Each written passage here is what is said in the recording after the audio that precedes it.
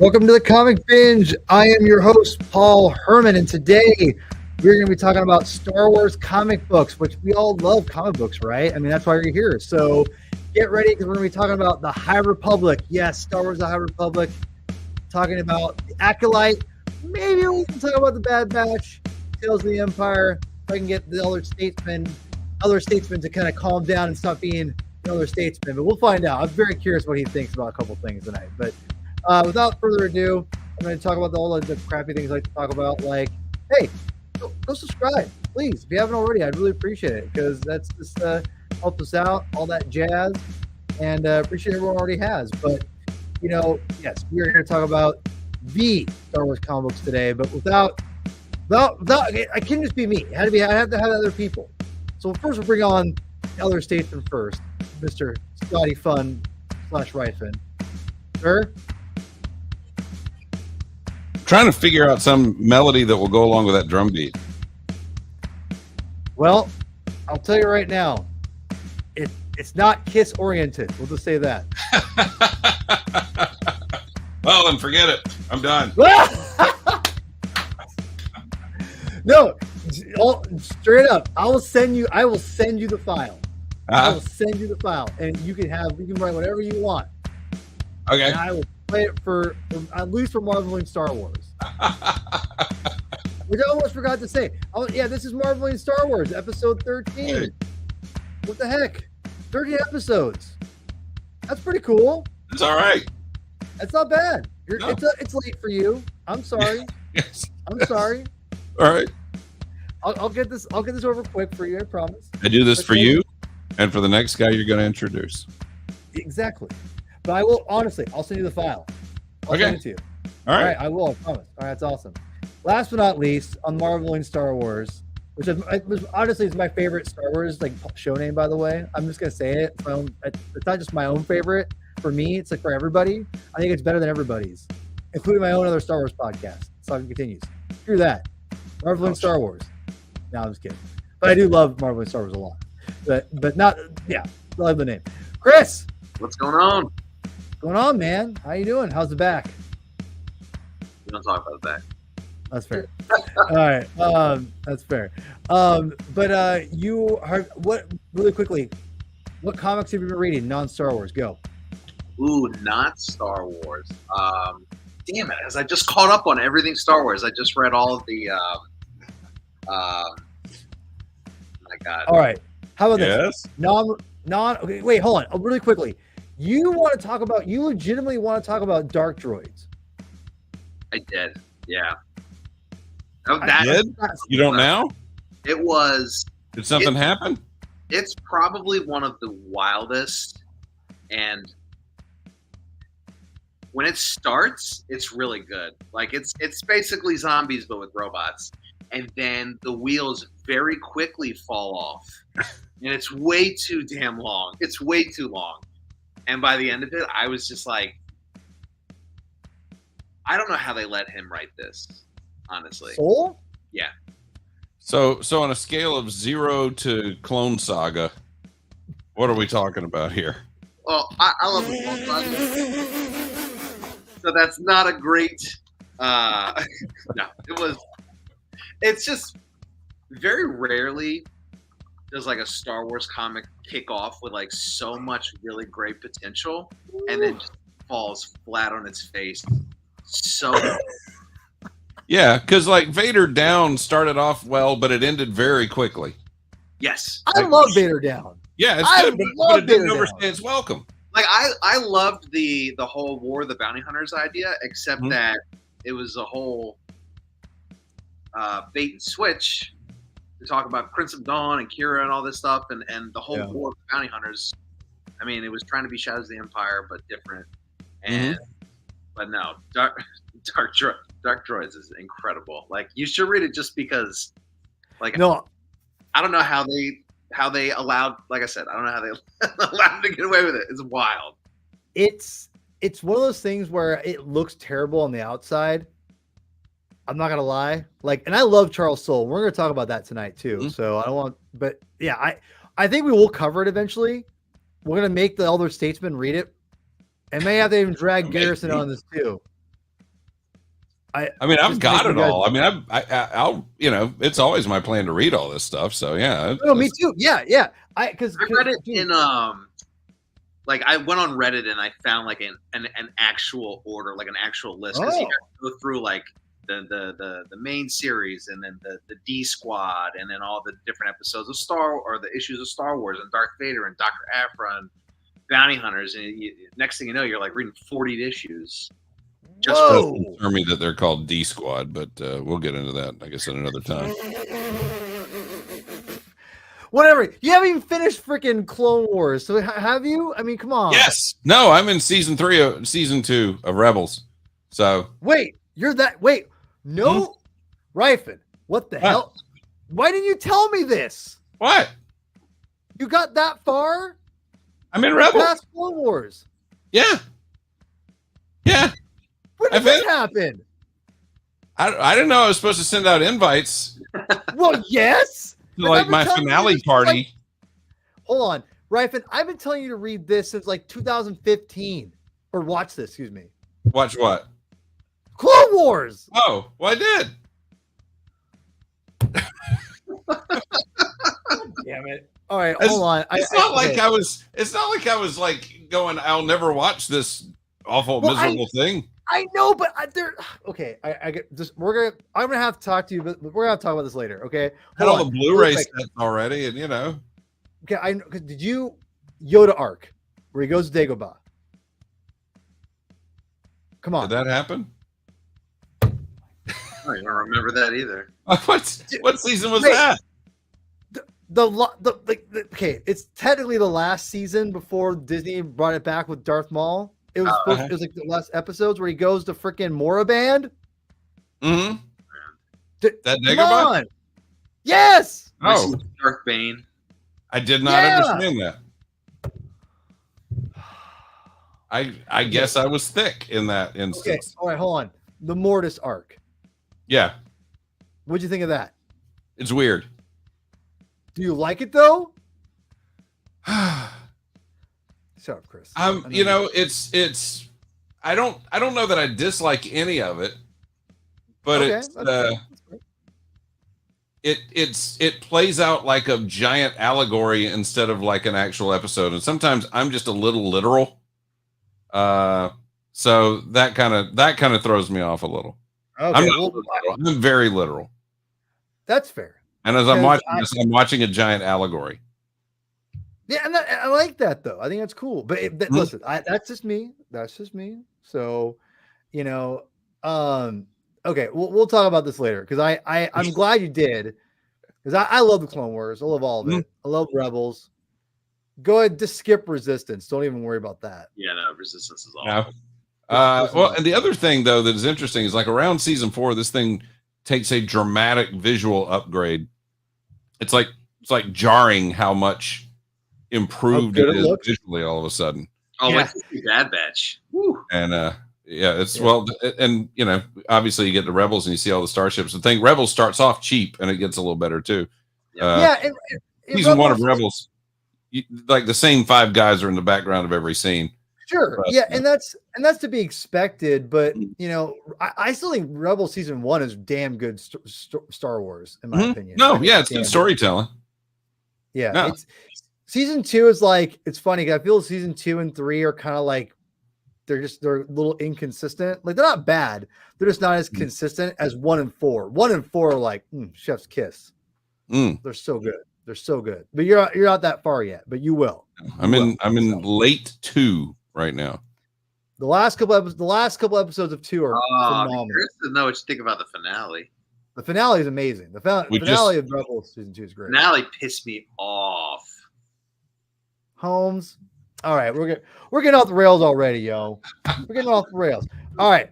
I've brought destruction to the podcast yet again. Well, I love it though, because I'm gonna be bugging. I'm gonna be texting you all day, then like, all right, what you get this episode? I'm just gonna give you a list. Okay, well, this one. Okay. This one. You're like, Paul, leave me the hell alone. It's like, no. Found out you watched Clone Wars finally. You didn't fall asleep. No, because I mostly watched it on my stationary bike, so I couldn't fall asleep. Dude, I need to get one of those so I can do that. Instead, I just pace in my house with my iPad in front of my face. That's not. Yeah, just get a bike or a treadmill. Well, I will say this: when you just do the same loop in your house back and forth, you know it like the back of your hand. You don't have to worry about running into things. No, and you got your groove in the carpet worn out too. I'm sure at that point too. It's already starting to look bad. It's already it's Brand new house, man. I know. I got to break it in somehow. That's true. So my dog's pissing everywhere. But anyway. Oh, jeez. That's really? That's a whole podcast. This is me. Is your dog just not? Is your dog a he or she? It's a she. She's like 16 though. She's old. Oh, okay. So she's just kind of losing control. Yeah. It's hard. It's just a whole thing. It's a whole. She's thing. she's not just out there because it's not because she doesn't feel at home. Yeah, it's kind of a combination of like she's mad at me because I'm not always around her, and then she's like, so she does. It's a whole thing. There's some revenge pee going on. There's definitely a lot of revenge pee and poop. Well, it's funny. What's funny is people don't know this, but we were originally scheduled to do this podcast last week. Yep. Yes. And when you canceled that last Friday night, I actually did a revenge pee. I don't know if you knew that or not, but. Well, you channeled through her. She channeled through you because it was last week. Ironically, she pissed. And I was really pissed off. Literally, that was both of us. So yeah, I'm sorry about that. Don't do it to me. That makes you feel bad. That makes you feel bad now. All right. So we're gonna talk about the High Republic today a little bit, but we're gonna talk about the Blade in a second. But do you guys have any? I mean, Elder Statesman, are you not caught up on Bad Batch or Tales of the Empire or anything, right? I'm not, but don't let me stop you from having a wonderful discussion. No. I'm going to throw it to Chris because I know he's got some stuff to say. Chris, quickly. Yeah. Bad Batch, Tales of the Empire, go. Bad Batch. So I think Bad Batch is fine. I think the first season is probably my favorite. Second season, nah. Third season, I thought it spun its wheels too much. I thought it took way too long to kind of get to that ending. I thought they could have got there in half the time. It looked amazing. Yeah, it did. Like a 10 out of 10 on how amazing that cartoon looks, though. So I'll give it that. Tales of the Empire, saw it. Didn't really care for it, honestly. And I hate to say that because I enjoyed Tales of the Jedi. I liked the different stories that it told there. But, I mean, you had it was two tales. It was the woman who's like Thrawn's sidekick. I forget her name, which... Morgan Elsbeth, baby. She's fantastic. I have her action figure if that counts. I do too. I thought her episode was boring. I thought the Barriss episodes were. I wish that like all 6 episodes had been the Barriss stuff, and we had seen a better progression. I thought it was too quick to just do in 3 episodes, and the ending just really pissed me off as well. So, well, I will be diving further into the Tales of the Empire and Bad Batch on but you may want to run. Just FYI. You may want to run, Tim. I'm not sure. I have no idea what the Elder Statesman's going to say here in a little bit. That's all I got to say. We'll see. But stick around until then. But no, like really quickly, I'll just say this about, on the Saga Continues, I'll be going in way deep on all these things. I had to miss the Bad Batch review we did because I was interviewing Mark Sexton from Fury Road and Furiosa, storyboard artist, which again, go watch that interview, not because of me, because it's Mark is awesome. He's a great dude. It's a pretty good get, though. What's that? It's a pretty good get, though. Oh yeah, I just reached out. I was like, this guy ain't he's gonna be, what the hell is this guy? Oh yeah, he's like one of those kindest, generous with his time dudes. Like he was so nice and awesome. Love that dude. Love him. That's cool. Yeah, he's super effing rad guy. He's hilarious too. He's hilarious. Anyway, so like I missed that Bad Batch episode, so I didn't get to go my final thoughts. I will say this, Chris. I love season 3 and 2 a lot more than season 1. Season 3 I think season 2 is the best in my opinion. Season 3 does spin its wheels a little bit. I felt like they did some like, I don't want to say it sounds gross, but blue balls, if you will, a little bit like of storytelling. I'm just gonna say it because I feel like they kind of they subdued expectations like, like it's like, well, actually, it's like they kind of pent something up and went, actually, it's not as big as of a deal as you thought it was. I'm like, well, I don't know about that, but that's really nitpicky because in the end, I did like what we got. Yeah, for the most part. That makes sense. And I'm not gonna lie, without spoiling the ending. And Ryfin, you have a daughter, so you should understand this. Made me cry. Straight up made me cry. Sucked. I'm really glad. Lulu watched a lot of the season with me, but she didn't watch the very end. And I just watched the very end without her. And I watched it. I'm like, I'm really glad she wasn't here. So, yeah, it's not. I feel the ending was a little anti as far as resolution. Like, I'll just say, Asajj Ventress, why? I know. But again, that's a different podcast. Tales of the Empire, I liked it more than you. It wasn't like something I'll be honest, I only watched it once and I don't really feel like going back to it. Whereas like with Tales of the Jedi, I watched those a ton. They're great. But I love Morgan Elsbeth stuff. The Night Sister stuff was the best in my opinion. I thought it was fantastic. Give me that all day, Well, like the first episode where they're fighting Grievous. Yeah. That was the first two episodes are good, I think. But and the bear stuff, I would say, if this is gonna make any sense, okay? It was not what I wanted and what I expected, but I didn't hate it, but I still wanted what I wanted. Yeah, I hear you. If that makes any sense. I know what he was doing, Dave Filoni, and I think that was the right call. Definitely, subduing expectations, whatever. Am I saying that right? It's subverting expectations. Subverting. I want some subverting. Thank you. That's what I'm here for. Yeah, thank you. The ultimate Ryan Johnson, if you will. So yes, I said it. But they subverting like the Bad Batch subverted a little bit, whereas I feel like that's what Filoni did with Bear specifically. He subverted expectations completely, but it felt like, you're right, it was rushed, but I still liked where it went, but I still wanted what I wanted, which I don't want to reveal what it is because I don't want to ruin it. But see, I want up until the last of her 3 episodes, I thought that it was what I expected would happen. So for me, it was like, oh, okay, yeah, I figured that this would kind of, be how it played out. I'm actually maybe surprised that we didn't see it in a different show. But the ending, yeah. That's fair. I like the ending, if that makes any sense. I like the ending, but I'm not an open-ended ending kind of guy. Yeah, no. It's one of those things where, again, like, I don't hate the ending, and I like the ending actually, but I still want what I wanted.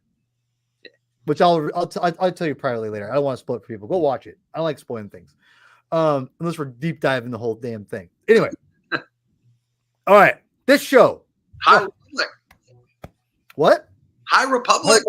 High Republic. First ever issue right here. I have the spinner on the spinner. Wait, I don't have my Star Wars sign. Hold on. There we go. That's right there. You can't really see that, but it's Star Wars right there. Keith Trennis. Yeah. So Keeve, I like Keeve. Is it Keeve or Keeve? I like how she looks. Actually, I think it's a cool look. No, I think she's one of the better characters of the High Republic, to be quite honest. But that's just me. So the High Republic. We've covered this in the past. Elder Statesman. We've read the comics a little bit. We've dived in a little bit. It's an interesting venture. I'll just say this. Really quickly before we get into the Blade, we obviously, while we're here, is because the High Republic's finally coming to live action. We're getting the Acolyte next week. Whoa. And I'm excited. I'll be honest. I'm excited. I told one of my buddies, El Corazon, aka Javi Trujillo, he was asking me, "Are you excited for the Acolyte?" And I'm like, "Yeah, I'm not." And I'm excited about it. The problem is, I'm not overly excited like I would be like back in the day, and not because I'm like one of those like Star Wars. I hate Disney. I'm not one of those people. Not one of those people. I'm very much a defender of Disney Star Wars, but they put out a lot of content. And Star Wars and just anything that I love that like Star Wars, Marvel, or whatever, it's not as special as it was in 2015 with The Force Awakens. And so when something comes out, it's not as special. I'm still excited for it. Yep. I'm probably gonna lose my mind. I mean, I watched the trailer preview for the Phantom Menace when it came out, and I loved it. I thought it was great. And I sat there with Chris, freaking Reverend, and I said, why don't they put this in a theater? It looked great on a theater. They are. Nah, it's like a special thing, isn't it? Yeah, and I'm kind of annoyed because exactly. I'm gonna be in Atlanta, one of the places they're doing it, on Monday when they're doing it, and I could not get tickets. And that's the problem. It's like if I don't want to. I'll go on a tangent. I don't want to do that, but because I saw Ahsoka, the episode 5 where Anakin comes in, and I saw it on the big screen. It wasn't like it. It was fantastic. And was it like meant for the big screen? No, and you could tell, but it still was fantastic. It looked great, sounded great. I mean, it adds to the atmosphere and to the mood of what you're watching. And Star Wars is made for the goddamn big screen. And I gotta tell you, this Acolyte preview that I saw was fantastic. I mean, I loved it, absolutely loved it. So I say all that to say I'm excited for the Acolyte, but I can't honestly get as excited as I want to be because it's just not sorry. It's just not, I'm too much content. Well, I think something to consider, kind of going off your point also, is that it takes place in a different time period that we haven't seen before. And I think for me anyway, that's also kind of, I want to say dampen my expectations because I am looking forward to it, but it's kind of that feeling of like when you don't know what to expect, like, Jedi are going to be in it, like the trappings are going to be in it, but when like you don't know the characters and the time period still kind of feels a little weird. I think it just kind of like you dial in the expectations a little bit, and you're a little bit more of like a wait and see kind of moment. Yeah, no, exactly. So Elder Statesman, I know we've talked about this quite over the last year, since the birth of the binge. We've talked about High Republic, I think. I'm pretty sure we've talked about this a little bit. Mm-hmm. And I think, and Chris, I'm going to obviously get your take on this too. Mm-hmm. I really liked that first novel by Charles Soule is a home run. It's chef's kiss. It's super good. I love that first novel. After that, not so much. And it's been, and the comics have been, quite frankly, pretty mediocre with a few exceptions. We'll get into it. But that's, to me, it's about, and I've said this before without joking, that being 100% serious. The Star Wars High Republic cartoon, Jedi Young Adventures, is maybe one of the best things about the High Republic. And I'm not trying to be funny or ironic when I'm being serious.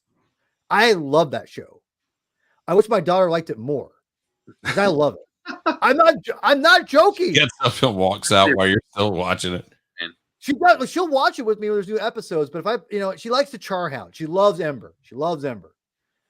But like the last episodes are fantastic. Like they're so good. And it bums me out because I'm like, man, why aren't but the main story is just not very good in my opinion. But that, again, I don't want to get too deep in that. But Elder Statesman, how caught up with the High Republic are you? I'm not at all caught up on the High Republic, and I will tell you why I'm not caught up. Now ownership, yeah, I've got it. I know you get it. But here's what happened, and the fact that Charles Soule's involved, I'm excited about, and because I think he is the best writer of Star Wars right now that there is. Absolutely. But Chris wins.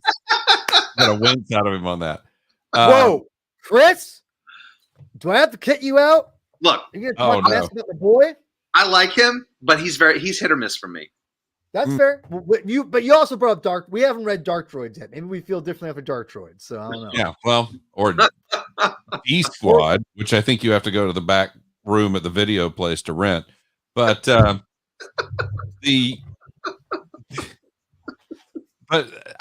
when the High Republic comics first came out, I started reading the first one. I hadn't gotten into the novels yet, and I started reading the first story, and I was going, gosh, this is a flashback to that part of Dark Horse Star Wars that I really did not like. Which was, there was a period of time with the Republic series. You remember Republic? It would start off as Star Wars, then they split it off into Empire and Republic. And the Republic series basically became, every story arc was, we go to a planet, there's a ruling faction and a kind of not ruling faction, and they're pitted against each other. But usually there's a little crossover where, oh, maybe there's a romance between two of the factions. And then, there's a little betrayal in there. I don't know if any of this sounds familiar to you, but it was just about every storyline in Star Wars Republic. And when High Republic, the first story arc I'm reading, I'm going, this is the same crap that I just got sick of reading the same story over and over again. So I kind of put it down at that point. Flash forward to this week.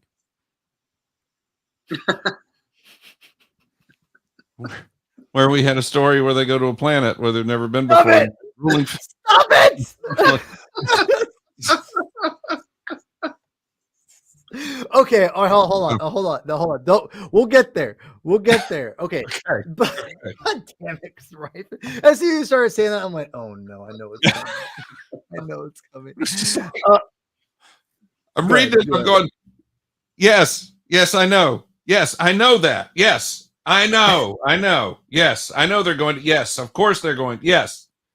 But anyway. Here's the real villain. Yeah. Oh, yeah, that's right. The reveal. Sorry. Oh, okay. We were betrayed all along. I can't believe it. It didn't happen about, I don't know, a dozen times in Star Wars Republic. So. Okay. Before we get too far deep, so tell me about the Acolyte. Ryfin, I'm gonna be real. You do a delicate balance, and I know that about you. That's why I appreciate you, because I know you and I know your heart well enough. I would say you want to love Star Wars. Sure, you want to love Star Wars. Like, you're not in it. You're not in it to like for credibility of like, when you have a strong opinion about like, I'm making a hot take, or like, because I see people on there being like, dude, Star Wars is terrible, blah, blah, this. And like, you may not, I don't know your true, like, you never told me I hate Disney Star Wars. You never told me that. So I hate Disney Star Wars? Yeah, you never told me that. No. I've gone out and fought people over Rise of Skywalker, for crying out loud. That's right. One of us. Anyway, but I'm getting nothing but bad faces out of Chris tonight. I'm getting nothing but bad faces out of this guy. Because Chris wants to hate. That's what he is. I don't want to hate, man. I want to love. I know. But I'm setting you up for love, but on his terms. Yes, see that? Exactly. That's right. God damn it. No, but the thing is, I appreciate about you is because you will be critical, but you also can love, and then that is so critical. That's critical a lot. It's so crucial, to anywhere in when you judge these things, especially with Star Wars, in my opinion, because I feel like there is like, I love everything, and there's always I hate everything, and then I try to be. I'm very optimistic, so I tend to like generally most things, or at least have some like liking in it. But I'm not afraid to say this thing sucks ass either, right? So, and you're the same way, and I appreciate that about you. So, I'm setting you up for all this because I want to know, where are you at with the Acolyte before we move on in the story? Because you sound like the High Republic, not your jam. But go. I don't like a lot of the backstage stuff that gets said. Yeah, the behind the scenes interviews. But I think it. But look, I went and saw Phantom Menace 3 times when it was in theaters. Damn. What? I'm just saying. I love that movie. I know you love it. It's great. And I will tell you that it drove my wife nuts, because afterwards, all I was doing was talking Nemoidian after that. I mean, any chance we had, was like, is Garrison coming home for dinner? No need to report that until we have something to report. Sure. Something. Yeah. I love those. Just watching those guys. I'm watching their mouths, and anyway. Their mouths are cool. So they actually showed it the first 2 times, and the third time I went, they said, stay tuned or stick around for a preview of the Acolyte afterwards. That's what I had to do. It sucked. It ended. Huh? I had to do that. I had to wait till the movie was done. Well, yeah, but the third time I went, they did the stick around for a preview, and then afterwards it ended, and they went, "All right, see you guys later." Turned the lights up and started collecting trash. Oh hell no! Yeah, oh yeah, they totally cut it out. This is the third time I went, so I did see that extended, that scene, that opening, twice, and I think it's, again, for what they spend on these things, and for making them, as you mentioned earlier, for making them for the small screen. It's kind of a shame because they really do look big screen, and it looked Yes, they great do. on the big screen. Mhm. Good Yeah, looking. they Um, are. the choreography was interesting to me with the fights that they had, because it reminded me of, and again, I'm the old guy here, so you probably don't remember these, but USA, or before USA really became, the network that showed Suits all the time. Up all They night. Well, before Up All Night, they would do on Saturday afternoons, they would do this really bad Chinese kung fu movie theater. Um, Oh, and it was fun to watch, but the choreography in those fight scenes reminded me of those fight scenes from those movies, just very like yeah. stiff and but it was fun, because of that. So I don't like a lot of the things that are said in the interviews, but I do like a lot of what I've actually seen on the screen, and that's where I'm going to judge it. So, I like that. and like I said, I tried to get on a Monday night screening in Atlanta. I can't do it. There were no availabilities for me, but I will be watching it. This one, and the other thing is, and I think it's the good thing about High Republic. There are things I really don't like about High Republic, like the stealing the template from the really bad Republic stories. But the thing I do like about it is that they created a thing that is deliberately not tethered to anything that came before it. Yeah, As you agreed. still have not seen Ahsoka, because I had not made my way through Clone Wars and Rebels yet, and I was waiting to do all of that to get to Ahsoka, and Fair. you kind of have to. So, but with this, you can just kind of jump in the middle of it, and Yeah. I think that's smart. I think it's good. We'll see about whether or not it's a worthwhile show. Yeah, and I think you said it best, man. People were. It was really weird. I felt like there was a lot of dishonest like criticism about the preview. People been like, "What is this? The Matrix? Oh my god!" It's like, do you guys see episode 1? Hold on. Did you see episode 1 when they did like the super flash speed? They never Oh brought yeah, up again. I that's mean, come weird. on, That like, popped in my head when you said that. yeah, exactly. Because it's like, listen, people can like not like it for looking at Matrix. That's fine, but that Jedi doing that, it seemed appropriate to me. Like that whole kung fu influence that you're talking about, Mhm. Scott. Yeah, Like I totally saw it, or Matrix. I say Matrixy. It's all influence.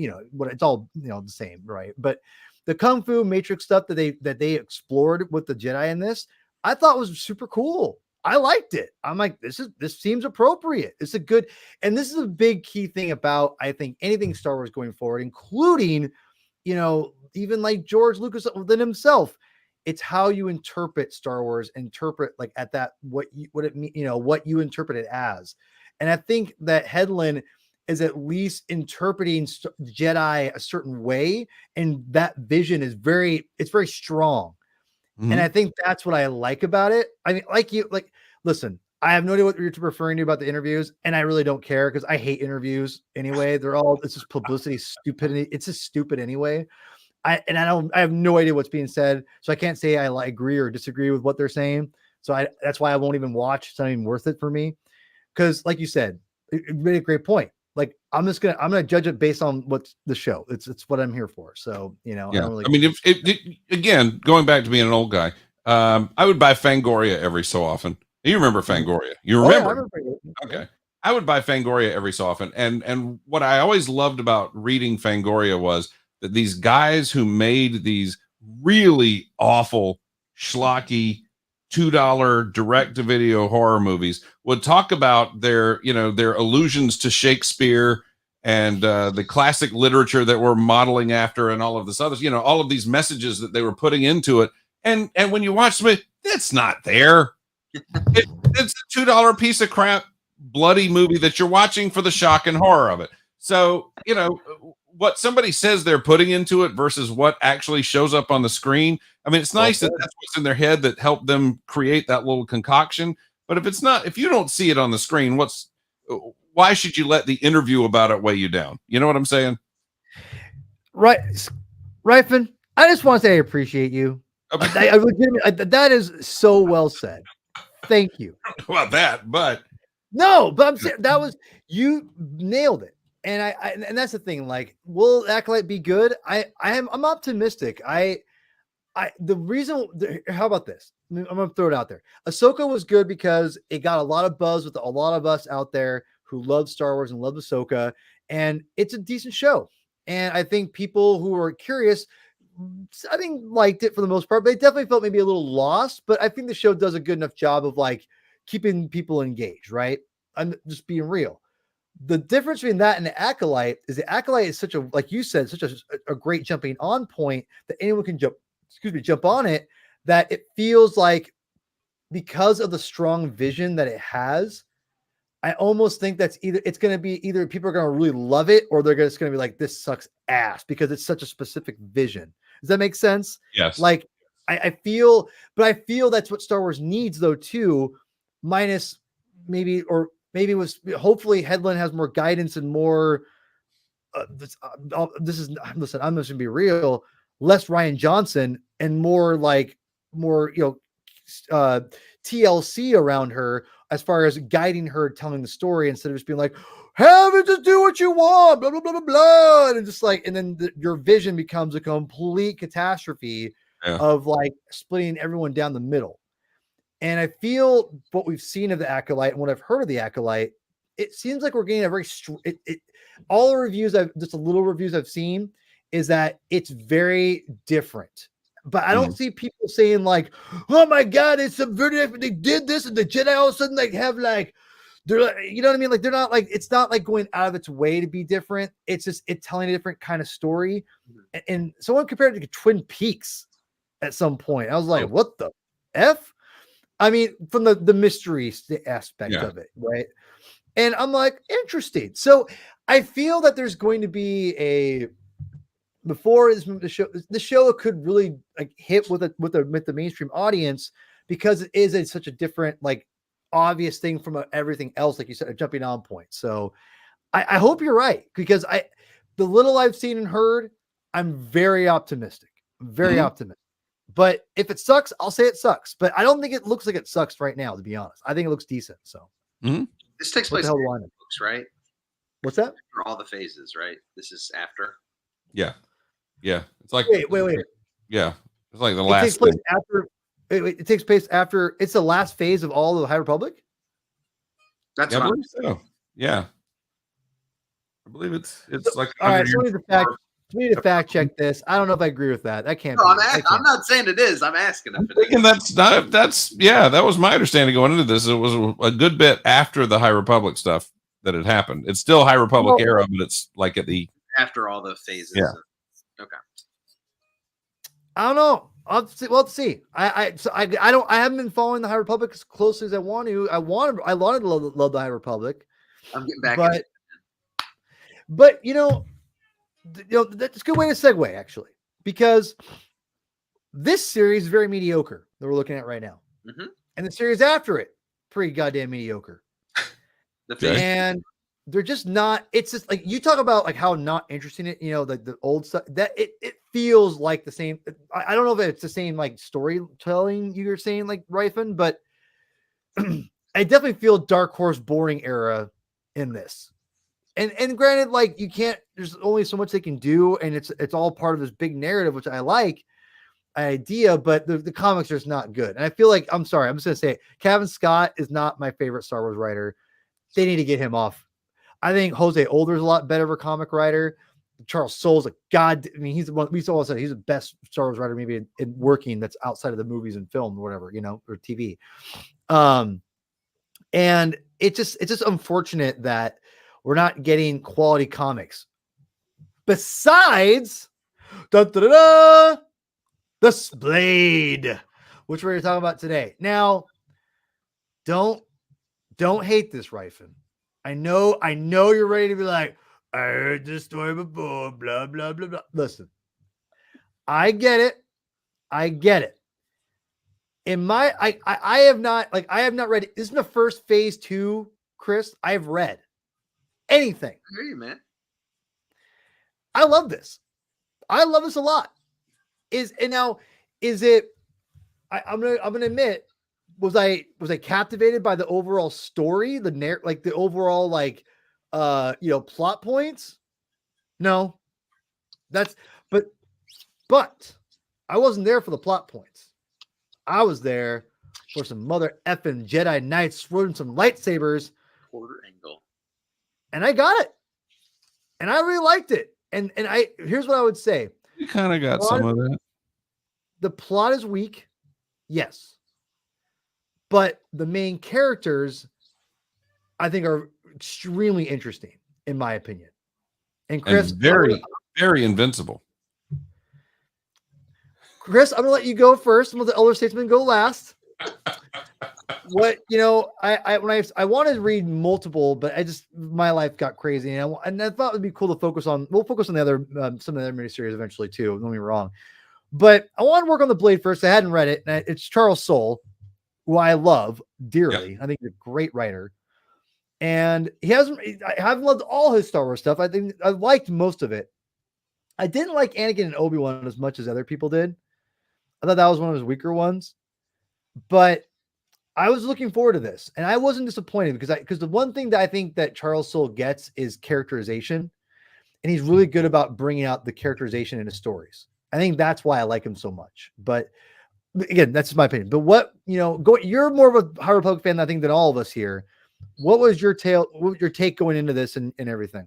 This is actually really good timing because I read all of Phase 1 pretty much as it was coming out. And when I say all of, I read the adult books, I read the young adult books. I couldn't do the middle grade books.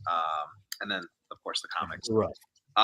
So the comics mostly, like you said, they're mostly hit and miss for me. The mountain one, what's her name with the purple lightsaber?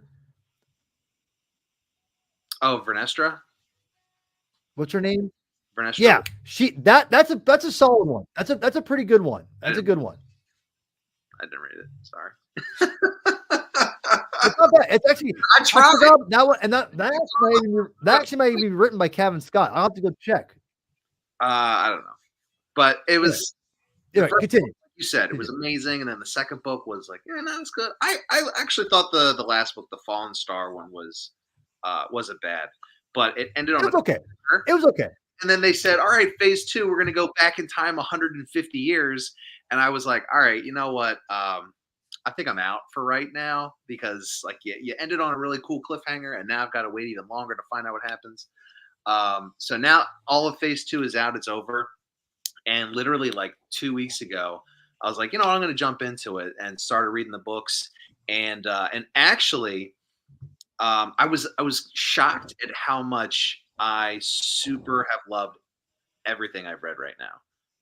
The first young adult book was very good, great kind of twist that I didn't expect. The first adult novel.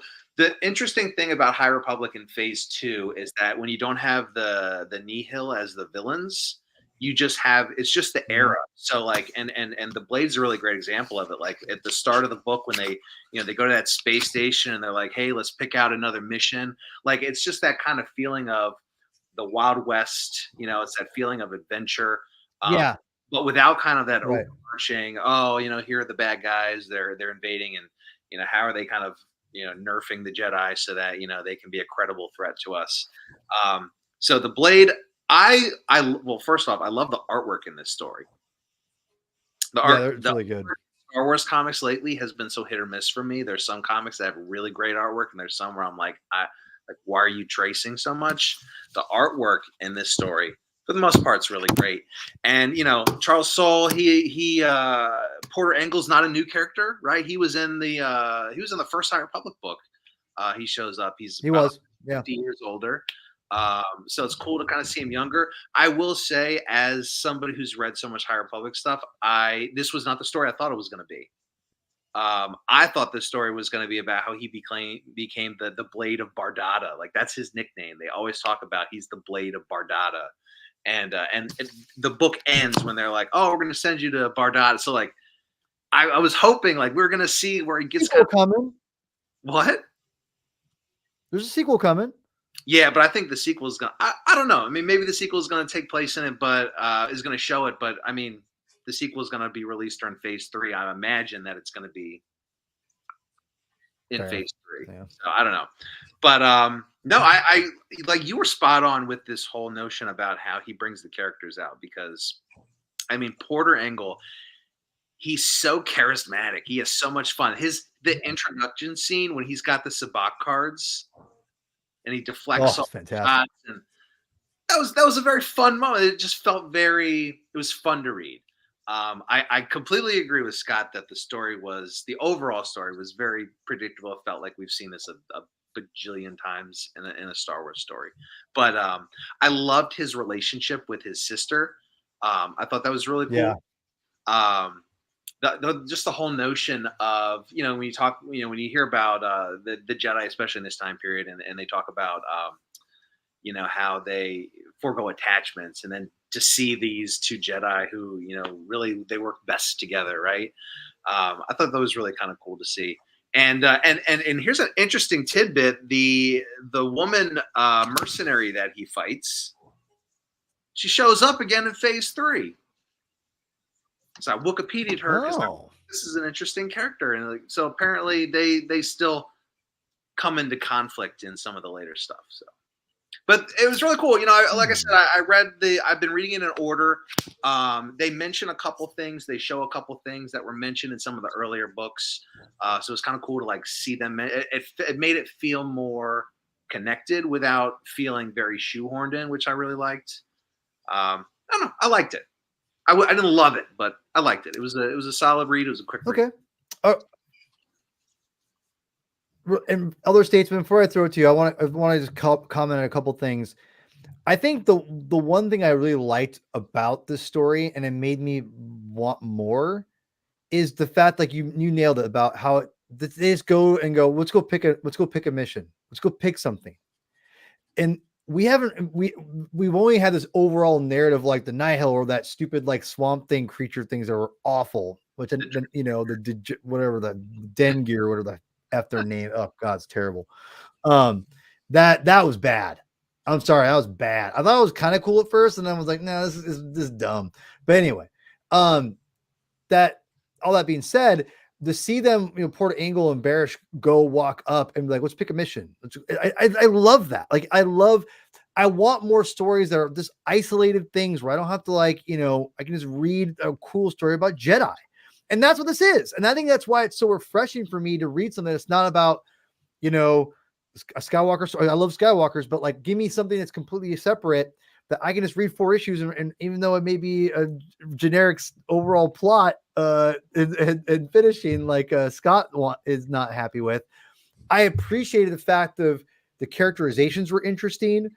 And all that to me makes up for the lack of interesting plot, which again, like some mileage may vary on that, but I just want to emphasize, I love the fact that these characters were their own like narrative story that I didn't have to worry about anything else.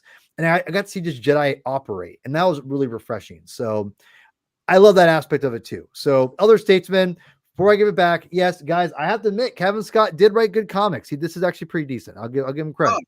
The Monster on Temple Peak. What's the kids? I don't like calling it that. It's supposed to be a Marvel comic. Sir, this is not a kid's comic. It's a kid's comic. It's an adventures. It's a kid's comic. No, that one was, I think it was originally written, I think Marvel was supposed to publish it, and then for whatever reason, I think Dark Horse ended up publishing that. Yeah, Dark Horse, who does the kids. I will say this. Originally solicited as a Marvel comic. But yeah. Well, listen, Ryfin, I'll tell you right now, this is not, I've read this and it's good. I mean, I can't believe I'm saying something Kevin Scott did is good, but like, this actually is not meant for kids, I would say, like as far as like little kids. It's not a kiddie comic, I would say. Really? It's an all ages comic that, like, yeah, I would not say this. It's not like ridiculously violent, but it's not like, oh my God, it's not like the Young Adventures. That's a kid show. This is not a kid little kid show, but I mean, like fun adventure. But to me, like Kevin Scott kind of cut his Star Wars teeth a lot on the IDW kids comics, which were not little kiddie comics. No, he did. He did. They were kids comics. And, I think that's kind of what he did best. And it may be that if he's operating in that format, although Chris says not. That may be why it's a little better though, is if it is actually intended for that audience, that maybe just what he reaches out and touches better, if that makes sense. Or maybe it doesn't.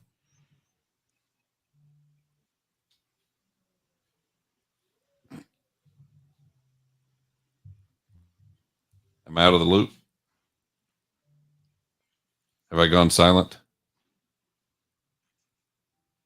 I hear you. Okay. There's P Thug sitting Sorry, there. my internet's going wild, so I Oh, apologize. Okay. What did you hear what I actually said? Or so I did not hear anything you just said. I apologize. Awesome.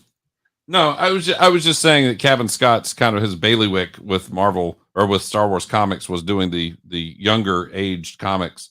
And so if that's what that is. Yeah, I heard that part. Okay. Yeah. If that's what that is, maybe that's why it's better.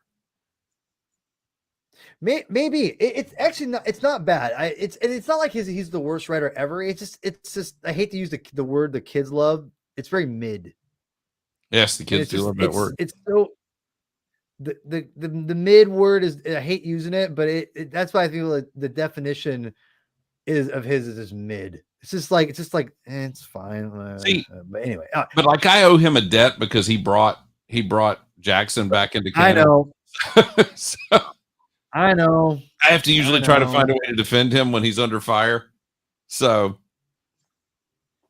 yeah, no, that's true. That's true. So, all right. So, Elder Statesman, you've revealed already you don't like the plot. I'm ready to hear your worst. Well, the worst is that it's a bad Dark Horse comic. I'm not. I'm just, as I'm reading it, I'm reading the old bad Dark Horse stuff. I'm curious about a pair of Jedi heroes, one of whom or both of whom decide they're going to game the Jedi system in order to continue their attachment, and whether that's appropriate, whether that's the behavior of a good Jedi or not. I found that part of it really interesting, and something that, because I kind of feel like, and I don't think I'm alone in this, the prequel Jedi are kind of off the rails. Oh, absolutely. They're too secretive. They're going around taking people's babies. They're not in a good place to me. And I think they're fanatically devoted to their rules more so than to what's maybe right. And the rule of attachments, I wonder, it obviously is what undid Anakin. But is it the attachments that undid him, or was it the fact that the attachments were so deeply forbidden that undid him? And so I wonder if this is kind of a shot across the bow at the attachments to say these guys are, behaving in a way that is morally superior to the Jedi by indulging in their attachment to each other. Right. In fact, the point of sabotaging their own training in order to stay together. And I found that part of it interesting, because anything like that makes me just kind of stop for a little bit and think about, what does it mean in the overall, how does that fit into the grand scheme of things? Is it consistent with Jedi? If not, why not? Is that a good thing, a bad thing? That's the stuff I like. And that is a kind of a Charles Soule thing. He does things that are very thoughtful to me anyway. And I go back to, what was that series? Letter 42 with him. Is that the name of it? What? That was the first Charles Soule thing I ever read. I think it was called Letter 42. Isn't that what it's called? Was it comic? Yeah. It was basically somebody may have to help me out on this. I may not be right on the name of it. Letter something. Aliens come down and invade. A Letter 44. It's called Letter 44. Aliens come down and invade, and there has been a letter left behind. Right.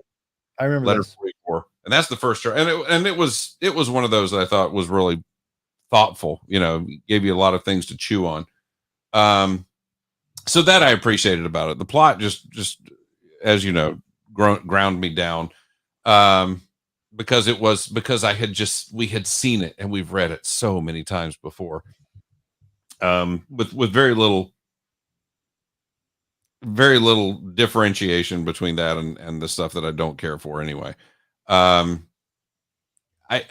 found Porter to be a little. He talked like again, you were talking about the teenagers and the kids and using mid. I felt like Porter talked too much like a modern kid.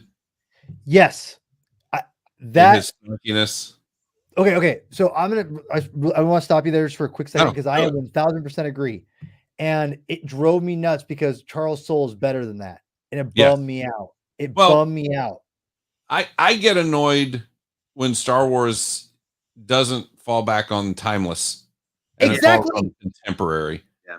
And it's been a problem even with George in the prequels a little bit. Not as bad, but man, like everyone like loves to talk like especially like a lot of High Republic stuff. I've gone out there and roasted some, like Kevin Scott and some of the other writers out there. This dialogue is atrocious. And it feels like they're trying to be like hip and what and listen, I'm not trying to be like the issues like where like people are like making them gay or transgender or not even talking about that stuff. I'm talking about just purely dialogue, like just them talking, and they all like some of these people sound so modern it makes me want to puke. Like the Kiev girl. I love that character. He had her talking like a regular person, like modern girl. I was like, what? No, like you're in the High Republic. Talk like you're freaking not just timeless, but you're like regal. A very formal era. Yes. Yeah. It's just Star Wars. I even like a good buddy Justin Bolger years ago. We had a conversation. He's like, yeah, like why? Like, he's like, I remember I told him like I don't like it. I always hated it when George went to like when he had his mom, when he called Anakin called his mom. It was why. I'm like, cause like Star Wars is supposed to be like from a different like time frame. It should be mother, father, like it was in the original movies, like right in the original trilogy. It felt more timeless, like you said, and more like of a different age. It just helps me transport me. And when he's like, "Mom, I miss you, mom, mom," it's like, no, like don't say that. Like it's just, you know what I mean? Like it's too modern. Like, even that's drove me nuts about Anakin. Was it the opening of The Last Jedi when Poe calls up? It does the whole who's on the phone or whatever. Oh my god! And that is one of the things that when I think about that subject, that's what I think about. Yeah, that's exactly the first thing that comes to mind. Do you have to remind me of that specific scene? It sucks because there's parts of Last Jedi I think are brilliant, like the ideas are there, and then there's parts where I'm like, what were you thinking? Like, what were you thinking? Like, oh, I'm so smart. It's like, no, you're not smart. Anyway, I know I could go on this forever.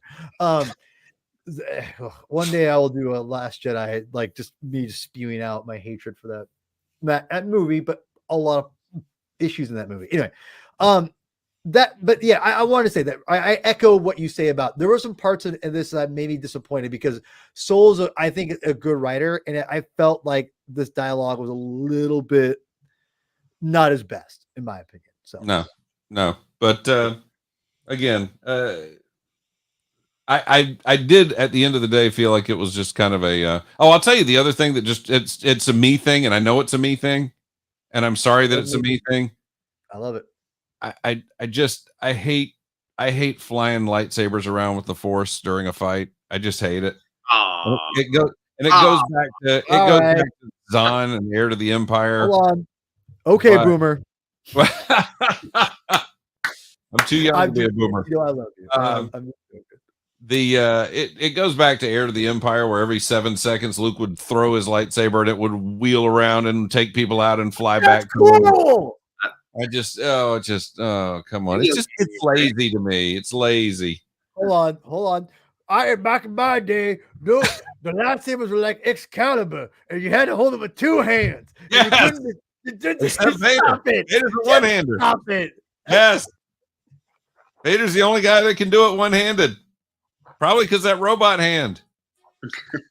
Yes. I'm not a fan of floating it around with the Force. It just stop it. I want someone to clip that scene. Only Vader can do it with one hand. It's probably his robot. Just the way you said it was so perfect. I'm sorry. Oh my god. But no. But do you remember that clip, guys? You ever heard that clip of like of Mark Hamill complaining they had to hold the lightsaber with two hands, and it's like, and he's like, George, I want to do it with two hands. No, it's really heavy, like Excalibur and all this stuff. And I'm like, yes. No, you know what? What? We adapt. We evolve. Anyway, we do. But it just don't. It's just a thing. I don't. It's just I know it. Like I said, I know it's a me thing. It just annoys me. Because it just makes. I don't like it when things are too easy. And that's one of the things I didn't like about this was just like they even seem to towards the end. Spoiler alert. Tried to do a fake out where, oh no, Porter's injured when he wasn't, because there was no way to injure him. He was too good. He was too in charge. He was too on top of everything. Part of my problem was that they were just too, as adults, they were just too good.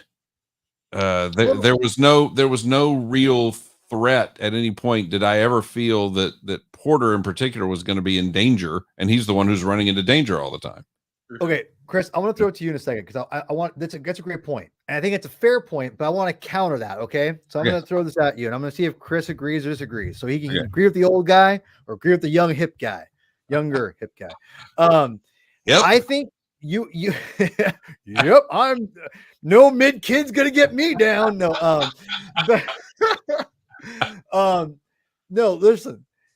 I think I see your point, and I think that it's valid about they seem untouchable. But let me say, I'm going to counter that by saying I think that that's the point, because even they knew they could stop this. They knew, and I think that was always the point was like, Porter was always saying like, yeah, it's almost like this is a bad analogy, but it's almost like they were playing with their food. Like, well, we got to make sure we do this. We got to make sure, it's like, they're so powerful. They could just wipe them out, but they were trying to like, and that's evident. Like, that's obvious. I'm not saying on anything. That's not there. Mm-hmm. I think what I got out of it, and I thought was interesting, was that Barish, it really was about her development more than the plot was serving her story more than anything. And I like the fact that like that was the point of that whole obvious fake out and all that stuff. Yeah, she proved to be flawed, sure. Yeah, and I think that that's the whole point, is that the Jedi are so powerful they could just take over, but that's not the point. Mm-hmm. And I think, and that's them like trying their. It's like listen, like I know it's like you're playing your kid basketball. I know I can just dunk over you all day. Mm-hmm. But I want you to learn to do how to dribble around me. And, it's kind of like that, but with like bigger implications of political and all that stuff. And I think that Barish and Porter are playing that angle very delicately. And that's what I kind of liked about it. Because I, like you said, it's all pretty obvious where it's going. But I kind of like the fact that the soul, and this is why I think his strength as a writer, the characterizations is what brought it out, and Porter's dependency on Barish and all that's played into the story, and that how that Barish realizes that this imperfection of the Jedi it's the, that she kind of viewed themselves as like, oh yeah, we can play with our food, we can do what we want. The fact she did that and it backfired, there's in those implications, it then had implications for her and for him in the end. So that's why I love the story, because that it was all to serve that purpose. And I thought that was a really interesting dynamic to go with, going to dovetail also to our point about the Jedi being screwed up in the Phantom Menace, because I always said this about the Jedi and the before, whatever era they call the Skywalker era or whatever with Anakin, right? When we get introduced to them in the Phantom Menace, they're basically the Pharisees. I don't want to throw religion into this, but I'm gonna do it because I know it. I mean, well, yeah, I have to. I'm sorry, I'm gonna have to. But like, they're the Pharisees, right? Or Scott, like they are literally legalistic and like, no, you got to do it like this, you got to do it like that. And what I mean, again, I don't want to bring Christianity into this, but like this, but the best, that's really the best analogy I give, yeah. because because Jesus went out there and said, "Hey, you're all dumb, you're all stupid, like whatever," and like they were blind to it. And that's what the Jedi were. And George loved himself, history and religion, and using different aspects of it. I'm not saying like I'm like super smart, but I'm sure he's said this somewhere. But yeah, like they're the Pharisees, and they were hypocrites. And I think and I can say that because in this, you're seeing the cracks, the very few cracks in this, with Barish being overconfident. And that overconfidence really backfired on her, and then ended up shattering their relationship essentially.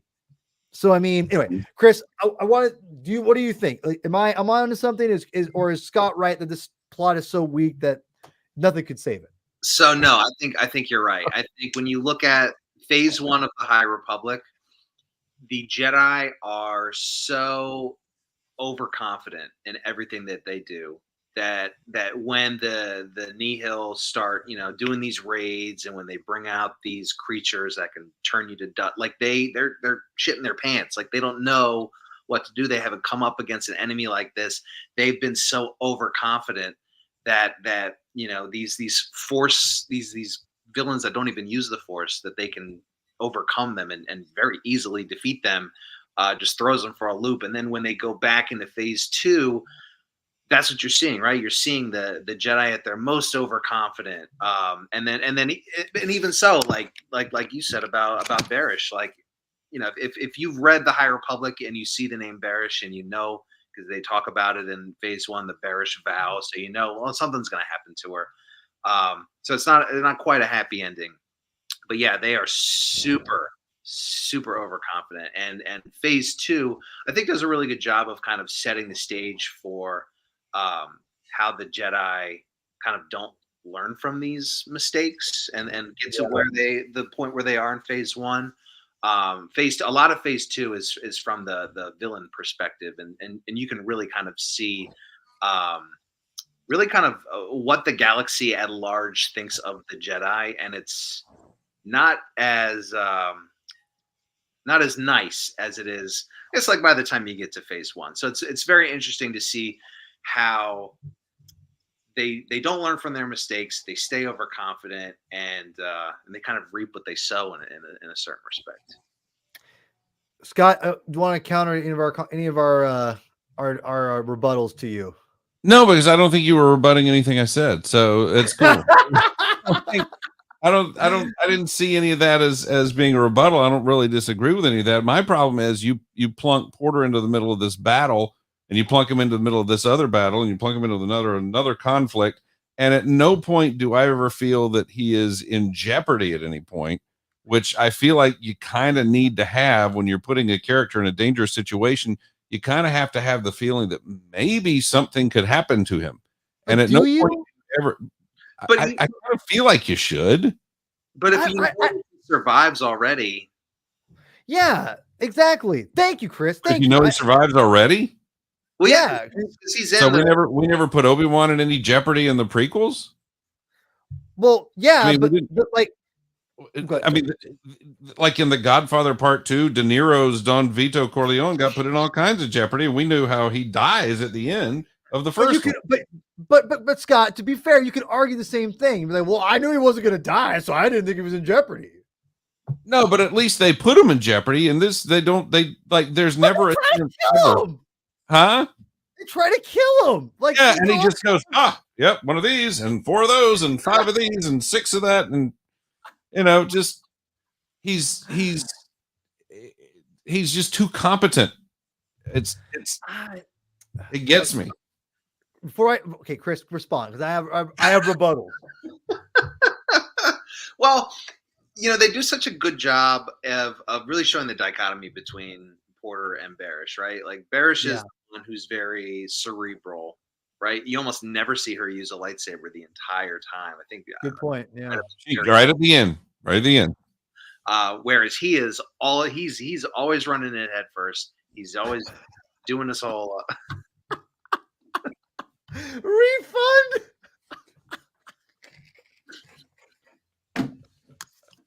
There's this really great picture. It's in one of the I forget, issue 2 maybe. Sorry, I'm sorry. Oh, refund! I love it. Refund. Chris, I'm sorry. I just think you may have a new nickname now. Oh my god. Anyway, all right, a great picture. I apologize. There's a great picture in the second or third issue. I forget which. Actually, it's right here. I think. Yeah. Where Porter goes into their camp, I'll blow you up. waiting, Yeah, and he's chilling on a tank. Hold on. There we go. Yeah. Like how overconfident can you be? You're sitting in a camp full of mercenaries. And you're just lounging on their tank. Like, like nothing can touch this guy. Now take him down a peg or two. But that's not. But here's the thing. I understand what you're saying, but the problem is that's not the story. That's because he's not supposed to be more. It's not, mortal has never been the problem. To me, it's more interesting to put him in a more emotional compromised state, and that's what the whole goal of these 4 issues was. Okay, well then don't give me a gigantic battle spread. But that's fun. Not if there's no risk to it. Wait, hold on. What? Hold on. Wait. So don't put Obi-Wan Kenobi and Qui-Gon in the beginning of Phantom Menace and have them just destroy droids for 5 minutes. Were they not? I mean, when the destroyers came up, did you not go, holy crap? No, I thought it was fun. Yeah, I thought, hold on. But I feel there's a little bit of a double standard here, a little bit about this. It's like Porter Engle should be like have like a noose around his neck around the tank and be like, "You're gonna die, boy." And then it's like, Obi-Wan Kenobi, oh yeah, like he's hanging out like destroying like going through droids like they're butter, and like that's total danger. It's like what? Yes, when I watch that, I do feel like there's at least a risk, a challenge to that. Whereas this guy, I mean, Obi-Wan and Qui-Gon are fighting it and they're serious fighting it. This guy's like smirking the whole time and throwing off one-liners and spinning these and plus the sheer volume of opponents he's facing while he's just kind of whipping some lightsabers around. I don't know. Just, it doesn't seem like there's a lot of, it doesn't seem like he's being tested a lot on the battlefield. And thus, it's not very suspenseful to me when a battle scene goes on for a long period of time and there's never a test. I never felt, at least to me, and maybe Chris, and again, I only read it once. And Chris, I'm curious what you thought. I never thought the battles went on that long. I thought they were pretty short. I thought they switched back and forth between the two. Like they didn't feel too overlong to me. Agreed. So, I mean, but you again, I think your points are valid. I mean, obviously, and I think that there's truth to it. I think that, but to me, because here's the thing: how about this, Scott? Okay. If they did this, or if they did everything, but the end was different, like we're just like, oh, we figured it out, cool, bye. I'd be like, this is a POS story, right? Because to me, the ending justifies it retroactively makes it better. And so the ending does make it a better story. I very much agree with that. So that's why I never, when I read it, when I was reading it, and I read it like at work. So I'm like, call, get call, whatever, which I love, by the way. That's why I love comics so much. I can just pick it up and pick whenever I want to. It's so great. But I never felt, I told you he was a BA, like he was almost untouchable, right? But I think they emphasized that to an extent, to the point. That was the point. It was almost that was the point, because he wanted to really bring him down that peg, because it was going to take losing someone like his sister to make him go down a peg. And his character, when we first are introduced to him in the first book, he's not the character in this comic. I agree. Yeah, man who like hasn't touched his lightsaber in a long time. He's making stews, right? He's much more surreal. He's a lot more like his sister, kind of. I mean, he'll still pull out his lightsaber when he needs to, but he's a very different character.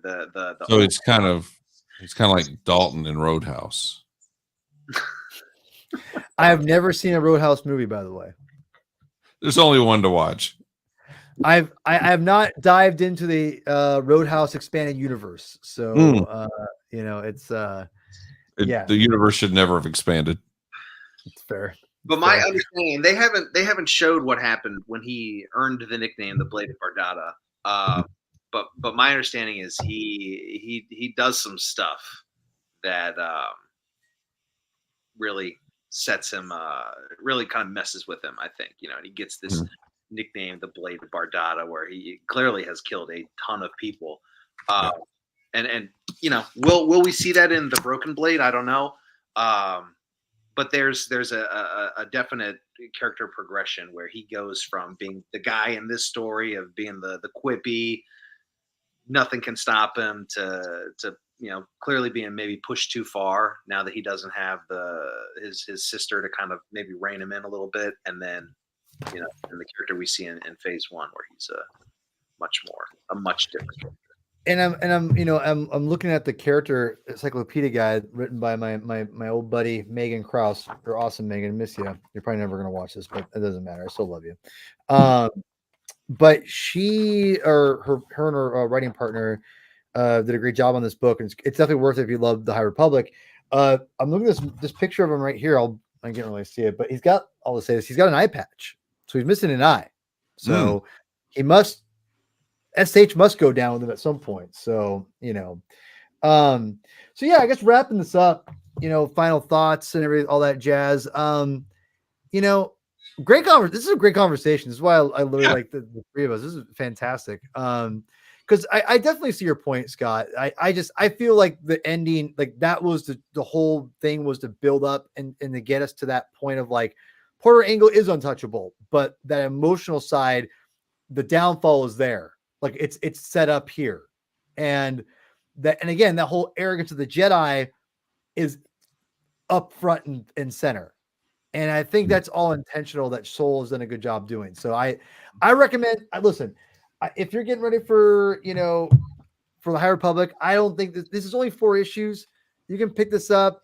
It's first of all, it's on Marvel Unlimited easily. Go pick it up there. That's super easy to pick up. I'm almost positive it's on Hoopla. It's got to be. I'd be shocked if it wasn't. But it's got. Go ahead. What is Hoopla? I've never heard of it either. Hoopla is the public library of digital comic books, my friend. Oh, nice. It is It is comic books' best kept secret, and you would be amazed of what they have on Hoopla. Well, you sounded almost like Shatner on that audio. That was good. Thank you. I appreciate that. No, but seriously though, what you hear. It's crazy what they've got, and it's all free. So if you got digital comic books and you got a budget, y'all get on Hoops because it's good.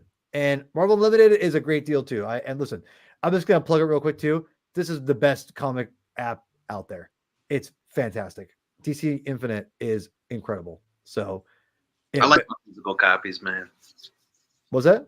I like my physical copies. I've tried to do that. Listen, yo, I live for physical. It's just goddamn expensive. So, that's the problem. I physical, but I need my glasses now to read them, so I do digital when I read. The reason it's crazy because I've got an iPad and I got an iPad years ago. I get a new one every 2 years, and I love them, and I use them for work all the time, and that's kind of my excuse is I use them for work. That's why I get them. But the reality is the reason I got an iPad, the thing that set me off is I was in a Verizon store one day, and one of the iPads on display had a Batman comic open on Comixology, and I looked at it and I went, "Oh my, this just looks right. This looks like it belongs here," and that's what set me on fire to get an iPad. So I literally, when you think about it, ultimately I bought an iPad so that I could read comics on it. Scott, same thing. Yeah, no, honestly, it was same thing for me. I bought an iPad to read comics basically, and I love my iPad. I seriously, like, I have a daughter obviously, and Chris, you'll appreciate this. Like, she's like watching Bluey or whatever, or I love actually watch Bluey with her. I love Bluey, but like I watch like some crappy show I don't want to watch. I throw on my football game, lay down. She's watching her thing. I'm watching the iPad right up here. I'm like, life is good, bro. Like, life is good. Like, iPads are amazing. And listen, reading comics on the iPad is incredible. Go check it out. But yeah, wrapping up. Elder statesman, you're going last. I'm gonna make you go last because you're the elder statesman. So, Chris, That means I don't have time left. What are you talking about? All right, fair enough. I know you gotta get to bed. You're too. I drop dead before you get to me. I know. Chris, go pimp your website. Do all that stuff, man. Oh yeah, the filmlegacy.com. I write movie reviews. I try to put up about one a week. I have a 2-year-old, so sometimes it's not once a week, but I try. Hold on, but show people where that is. What is it called? The filmlegacy.com. Film Legacy. All right. And you're not on the X anymore. You're not on any social media. You're I haven't deleted it, and I will occasionally scroll, but I do not post. That's a shame. I agree. I enjoyed his ongoing posts, the big long thread. Agreed.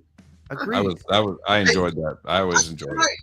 Maybe at the end of the year I might come. I don't know. I kind of miss that too, honestly, because sometimes it was nice to be like, oh yeah, I forgot to watch that, or oh, yeah, I forgot to play that, and then now I always like see I like to see what you're doing, and also like what you comment on my stuff and invite other people's stuff. So just know you are missed.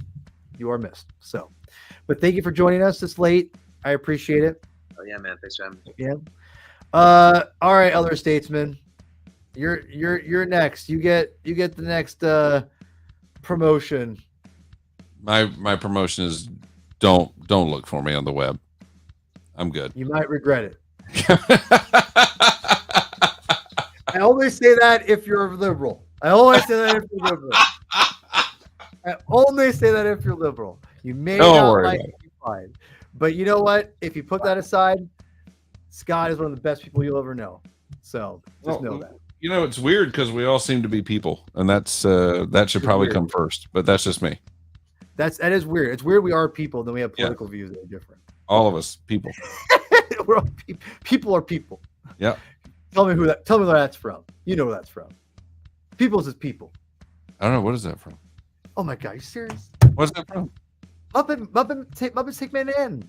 Oh, People yeah. See, because it's Muppets Take Manhattan. Stop it. Don't you. Oh my god. Because Jerry Jewell did not write Muppets Take Manhattan. It is a flawed film. First one, Great Muppet Caper, brilliant. Muppets Take Manhattan, mid.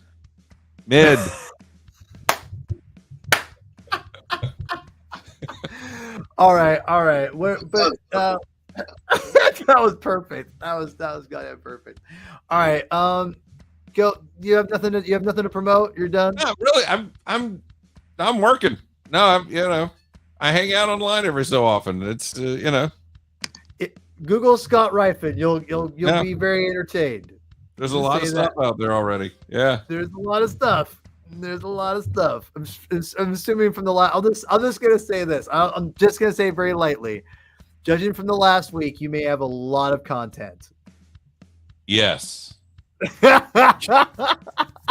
Yes. Say no more. Say no more. I think that's pretty fair.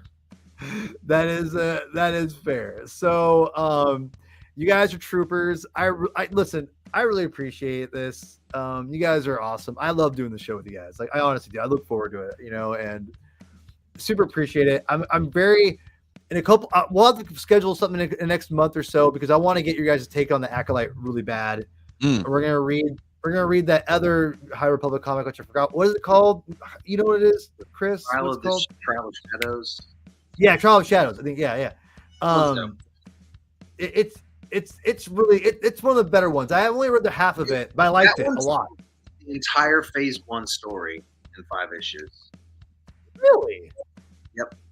Yeah, because it starts at the beginning, and by the end, the station's crashing. So yeah, the whole thing. Oh, cool. All right. I need to go read that now. Yeah, it's. I read the first 2-3 issues of it, and I just got busy. Only thing Jose Older has written that I think is consumable. Yeah, like no, but and just being serious, like that's what I was kind of like. I was not really into it. I remember you telling me it was good, and I read the first couple issues. And I went, "This is actually pretty good." Like, so, we'll see. So, but I also, it could be that like I had read the High Republic comics and the bar was low, so that is true too. So, everyone, go subscribe, go like, go comment, all that crap. So, I appreciate everyone he has. You guys, it's late. I'm sorry. Love you guys. So I'll take us out. Go read more comic books and Star Wars comics and all that jazz. And